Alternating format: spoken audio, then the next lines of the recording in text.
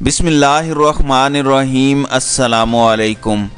پاکستان کے خلاف جنگی کارروائی میں ناکامی کے بعد وزیر اعظم مودی نے خفیہ اداروں کے سربراہوں اور national security advisor Ajit Doval کو بدلہ لینے کے لیے جو نئی ہدایات جاری کی تھیں، ان کی روشنی میں بھارتی خفیہ اداروں نے پاکستان میں کام کرنے والے چینی ماہر باشندوں پر حملوں کا منصوبہ بنایا ہے۔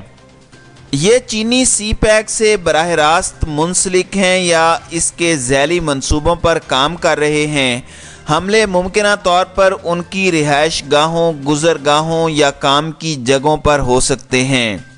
اہم سفارتی ذرائع نے بتایا کہ بھارتی اداروں کے مطابق پاکستان میں کام کرنے والے چینی باشندوں کی تعداد 70,000 تک ہے اور یہ ملک بھر میں پھیلے منصوبوں پر کام کر رہے ہیں، اس لیے ممکنہ طور پر آسان ٹارگٹ ہو سکتے ہیں۔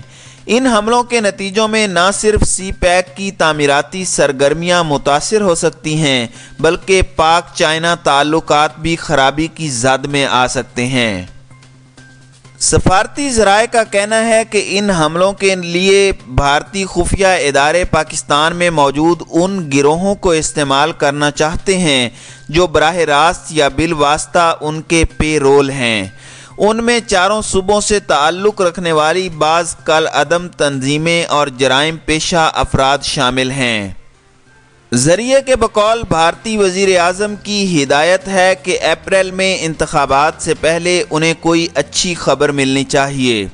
سفارتی ذرائع نے بتایا ہے کہ حملہ آور گروہوں کو افغانستان اور پاکستان کے ایک اور ہمسایہ ملک سے متحرک کیا جا رہا ہے جہاں بھارت نے بھاری سرمایہ کاری کر رکھی ہے۔ ذریعے کے بقول پاکستان میں مذہبی خانہ جنگی پیدا کرنے کے لیے عالم دین مولوی تقی عثمانی پر حملہ کرنے والی ٹیم کو ہدایات بھی مذکورہ ہمسایہ ملک میں قائم مراکز سے دی گئی تھیں جہاں بھارت کے خفیہ ادارے میزبان ملک کے اداروں سے مل کر آپریٹ کرتے ہیں۔ یہ حملہ تکنیکی لحاظ سے مکمل اور بے خطا تھا لیکن رب العزت نے ناکام بنا دیا اور پاکستان ایک بڑے سانحے سے محفوظ رہا۔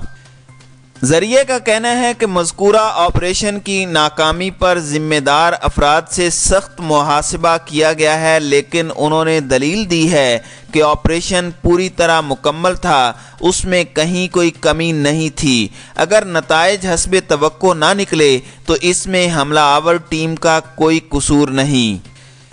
واضح رہے کہ پاکستان میں اس حملے میں سہولت کاری کے الزام میں تقریباً 1 درجن افراد کو تحویل میں لیا جا چکا ہے جن میں سے 2 میڈیا سیل سے وابستہ ہیں۔ ان میں سے ایک کا تعلق ایک قومی اخبار اور دوسرے کا ایک نجی چینل سے ہے۔ ملزمان پر الزام ہے کہ انہوں نے حملے میں سہولت کاری فراہم کی تھی۔ یہ بھی واضح رہے کہ پاکستانی اداروں کو حملہ آوروں کے بارے میں کافی معلومات حاصل ہو چکی ہیں اور کسی بھی وقت انہیں گرفتار کیا جا سکتا ہے۔ سفارتی ذرائع کے بقول اس حملے سے نتائج نہ ملنے کے بعد اب پلان سی آگے بڑھایا گیا ہے۔ واضح رہے کہ پاکستانی سرحدوں کی خلاف ورزی کر کے جنگی سٹرائک کرنا پلان اے تھا، مولانا تقی عثمانی پر حملہ پلان بی اور چینیوں پر حملہ سی پلان ہے۔ پہلے 2 پلان اللہ کے فضل سے ناکام ہو چکے ہیں۔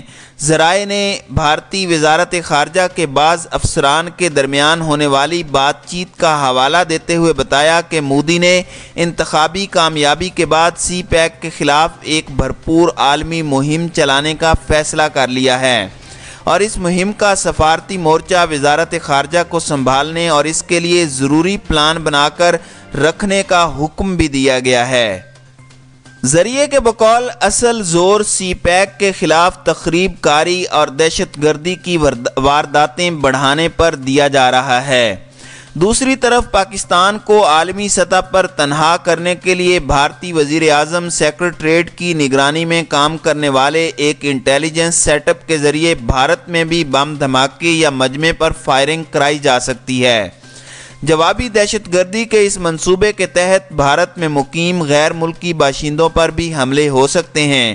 ان حملوں کا الزام پاکستان پر لگانے اور عالمی رائے عامہ کو اکسانے کے لیے ضروری تفصیل پر مبنی بلو پرنٹ بھی تیار کر لیا گیا ہے۔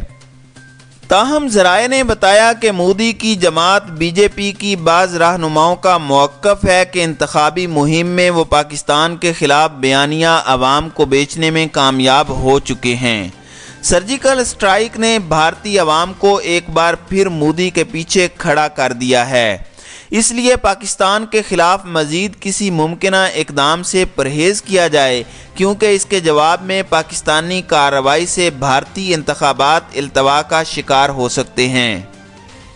ذریعے کے بقول خصوصاً جنوبی ہند سے تعلق رکھنے والے رہنما اس رائے کے قائل ہیں، تاہم وسطی اور شمالی ہند سے تعلق رکھنے والے انتہا پسند سوچ کے حامل رہنماؤں کا خیال ہے کہ پاکستان کو سبق سکھانا ضروری ہے۔ ذریعے کے بقول اگر انتخابی مہم سے بیشتر کوئی واردات نہ کی گئی تو الیکشن کے بعد ضرور کی جائے گی، کیونکہ بی جے پی نے بطور پارٹی سی پیک کو سبوتاژ کرنے کا پالیسی فیصلہ کر لیا ہے۔ ذریعے نے ایک دلچسپ بات یہ بھی بتائی کہ بھارت اور خصوصاً دہلی میں موجود افغان باشندوں اور پاکستان چھوڑ کر آنے والے ہندوؤں پر کڑی نگاہ رکھی جا رہی ہے۔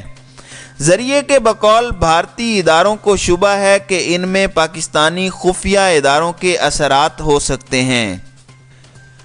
ذریعے نے بتایا کہ خصوصاً ہندو شرنارتھیوں پر زیادہ شبہ ظاہر کیا جا رہا ہے، کیونکہ انہیں بھارت آنے کے باوجود ایسی کوئی رعایت نہیں ملی جس سے انہیں مالی فائدہ ہوا ہو، اس لیے ان میں احساس محرومی بڑھ رہا ہے۔